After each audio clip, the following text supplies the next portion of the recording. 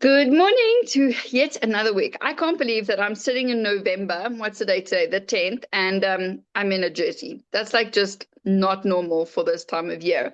But it is cold and raining.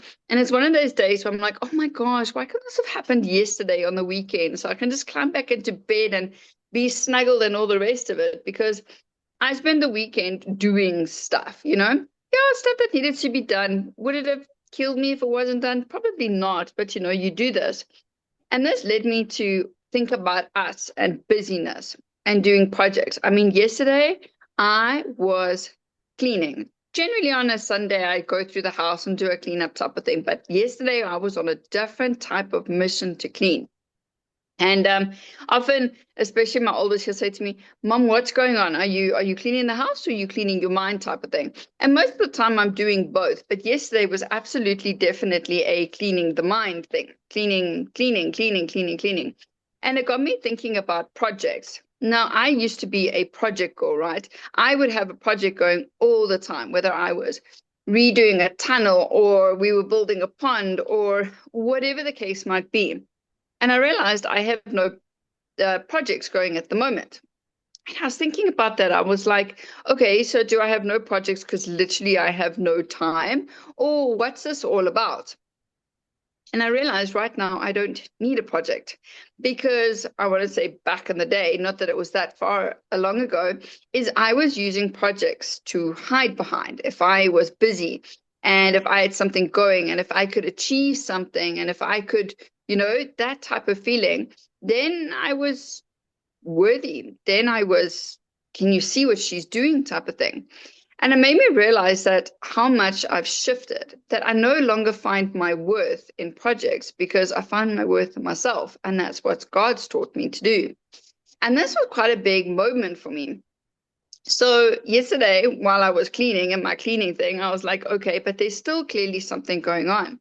And this is the whole thing that started surfacing about projects. And because there was a whole section of my garden that identified that now I need to go and clean it up and I need to sort it out and everything. And I was like, am I doing this because I need to find my worth and I need to prove something and I need to show something and I need to do something? Or am I doing this really because I want to make that part of the garden prettier?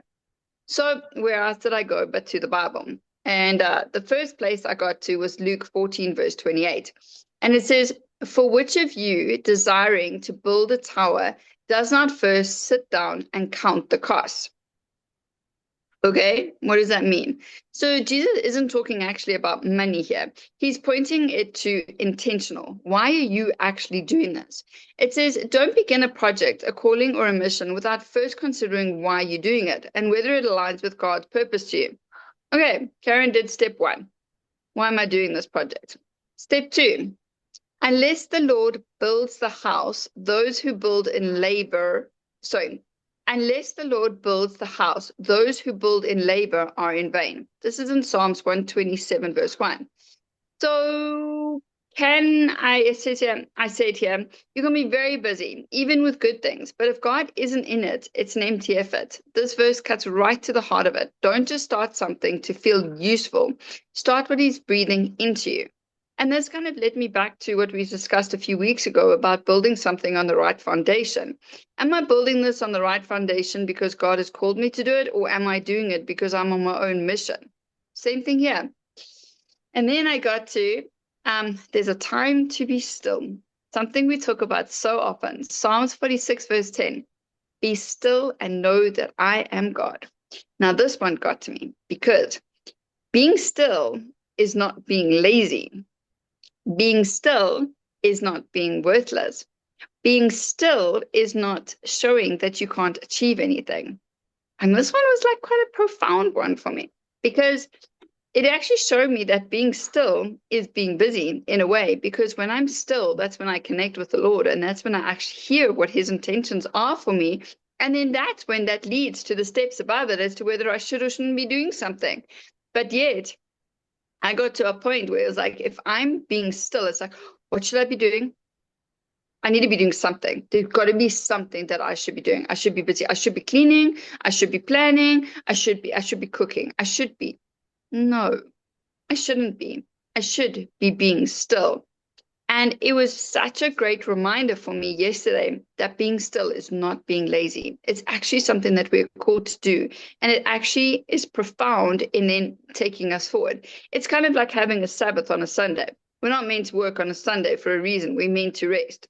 The same as being still. And then I got, Jesus withdrew after. This is something that I think we forget. I forget. Jesus, who had the most important mission of all, never acted or out or panicked on pressure. He pulled away from the crowds, the demand, the ministry to pray, not because he was doing nothing, but because he was doing everything from a place of alignment with the Father. I thought that was so good. It was a thing I read about, and it was like just so good about that. Like, we are allowed to pull away. We are allowed to withdraw. We are allowed to back away. We are allowed to do nothing. We don't have to do projects. We don't have to be constantly busy. I looked at this. I summed it up. I said, ask before acting. So, God, is this something you're starting or something I'm starting to stay distracted? Is this because I don't want to face what's going on in my life, or is this something that you really want me to do? Pray about purpose. Will this draw me closer to you or pull me further away? That's a big one. This is like the ego thing talking. Like, am I doing this out of God's will or out of my will? Is this something that's going to bring me closer to the Lord or pull me further away because I'm not going to have time to spend with him? And rest without guilt. Like, I am, you are, we all are allowed to rest without feeling guilty. We're allowed to sit down and do absolutely nothing. Guys, obviously everything is within reason and it's got to be balanced. You can't just say, well, I don't feel like going to work today. I'm just going to rest and do nothing. Come on, we all know that. But in those moments where we can, we absolutely are allowed to do that. We have to make sure that whatever we're doing is rooted in the calling and the clarity that the Lord wants us to do. We can't get clouded with the busyness of the world. Sometimes that's really tough. So Claire, maybe you can step in and give us some pointers. Oh my goodness. There's like a million things again. But it's so good. Today was so good. I love today. And you know what? I think we all get to a point, even with me this weekend, like, you sit there and then I think the biggest problem for most of us is that when the time comes to get still, we don't want to face it because it's uncomfortable and we keep ourselves busy, right? But what if you could take that time? Because I think that's why people scroll, that's why people go and drink, because you don't want to face the uncomfortable. I feel wrong, I feel something's not right inside. So what if today you could just take a moment when an uncomfortable emotion comes, because this is what I ended up doing on the weekend, because I was getting, I'll give you a silly example. I was getting so frustrated with one of my projects. Something that is generally easy for me to do ended up being really difficult. And by 11 hours into it, I was getting really frustrated. Yes, and I walk away and I take the breaks and I think to myself, what's going on? Like, and then all these feelings come up, like, oh, this isn't going to work and I can't do it. And what if I can't do it? I can't get my project in time. And I'm sitting there working through this and I'm like, hold on a second. What am I actually doing? I'm pushing the thing away. I'm pushing the feeling away, right?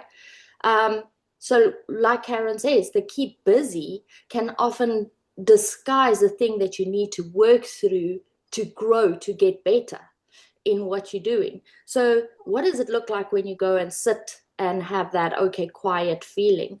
It is to go and say, what is this feeling? Where do I feel it? How do I feel it? What does it tell me? If it had a voice and if it could speak, what would it want to say to me? Why does it feel so, however it feels? You really go in and you go and look at the feeling itself. You can go journal on this. It's called shadow work. Journal on it, right? And just go and sit and like work with the feeling rather than push the feeling away. Because the more that you push the feeling away, the more it has to stay. It's like you're holding on to it, going, no, come here, I'm going to hold you really, really tight. and you're not allowed to go anywhere. Where if you work with it, you think about the feeling, like Jesus went and he was quiet and he aligned himself, he worked with it, right? It's like, thank you, put it down, and now I can grow into my higher state of being. Emotion is just energy in motion. It needs to pass through you. But if you allow and cling onto it and get stuck in it, or you don't want to see it, or you push it away, what happens is it gets stuck. And that's why you can't grow. That's why you can't get to the next level, right? Because you are clinging, you are holding on to the thing. You don't want it, but you're holding on to the thing by keeping it. So it's the best analogy I can think of on such short notice. But what I want you to do today is do like Jesus did. Go and be quiet. Next time the feeling comes up, you don't have to go in and sometimes just observing it, like as if you're watching a TV program, like in further, like, oh, what is this feeling? What is it about? What is it there? Why is it there? What is it actually saying? Oh, what is that saying? What is that saying? That's the part we're scared of. But you do it once, you grow, you get rid of that thing forever. I just want you to think about this for now. And then, if you can still be in alignment afterwards, like Carin says, come back. Is this what I'm doing? Is this my path? And it's still aligning. It still feels good. You worked through the problem. You worked through the feeling, right? Problems is the feeling. Sometimes just looking at it, that is the next step. That is evolving. That actually becomes closer to God. So if you think about it and you've worked through it, you allowed the feeling, what does it say about you? It accepts all of you. You accept all of you. You don't go, oh, this feeling is bad, I don't want it. This feeling is good, I want it. No, you're actually looking, well, this came from God. Like, why is it here? It's trying to get me to grow and evolve. Like, let's look at it. It's a gift. It's a gift. Let's look at the gift and let's take it in and work on it. So next time you feel like grabbing the phone and scrolling, ask yourself why. Next time you have the feeling, you push it away, ask yourself, why am I doing that? Don't I want to grow? Is it uncomfortable? Can I have 2 minutes of discomfort now for a lifetime of happiness later? It's the way you should look at it. So I hope that helps a little bit. Today's a big one. Nice one. Big one. Thanks. No, for sure. The interesting thing for me is that I generally find when I have to be still, if I'm like really am distracting myself, the bigger the distraction, the bigger the thing that I need to face, if that makes any sense. And often I end up in tears. Now, for those of you who know me, I don't like crying. For me, crying is a bad thing. Like, we shouldn't cry. Like, it shows weakness, it shows sadness, it shows all sorts of negative emotions. And this is something, or a false belief, that I've really had to work through. And there's still some days where I battle with this one. But again, Jesus wept. Like, he cried. He cried over Lazarus, even though he knew that he was going to raise Lazarus. He still cried because he showed that human emotion in order to release our emotions and get it out there and get it done and get it sorted. And I know myself, like, if I hang on to that weeping thing that I don't want to do, and I'll be like, no, don't think about this.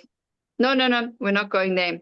When it does happen, oh my gosh, and it's like waterfalls. And I think to myself, why didn't you do this a week ago? You feel so much better. You've cleansed yourself. You've cleansed your body. You've like let it go, And it's such an interesting human thing that we do to this holding on thing. But again, if anybody's in the position like me, Jesus wept, guys. Like, he really, really cried. So even if you take yourself all the way to that point, it's okay.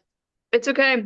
You're going to feel so much better afterwards. But like Claire says, you got to work through it. Otherwise, it just sticks with us.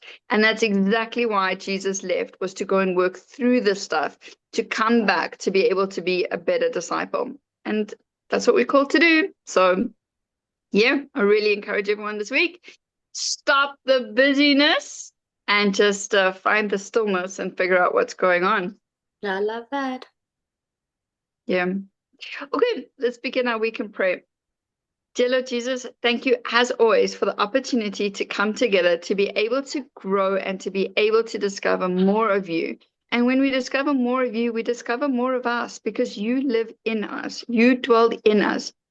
I absolutely love that. I know that you have gone before me. You know the plans that you have for me, and those are to prosper, and you always have the perfect timing. Please bless everybody this week. Help them to stop their busyness and to find their stillness and to figure out any little nitty-gritties. Maybe it's just a small thing, maybe it's a big thing, but to get it sorted out. And Lord, I ask you to be with each and every one of them and me during this journey. Please bless the farmlands. Many farmers are planting at the moment. Please bless them. Give them a really, really good crop. I don't think people realize how important those farmers are to feeding our nation and parts of the world. So please bless the farmers and protect all of us on the road, our children that are writing exams. And as always, just be with us every step wherever we go. And this I pray in your name. Amen. Amen. Hope everybody has the most awesome week. And we'll see you next week. Be blessed.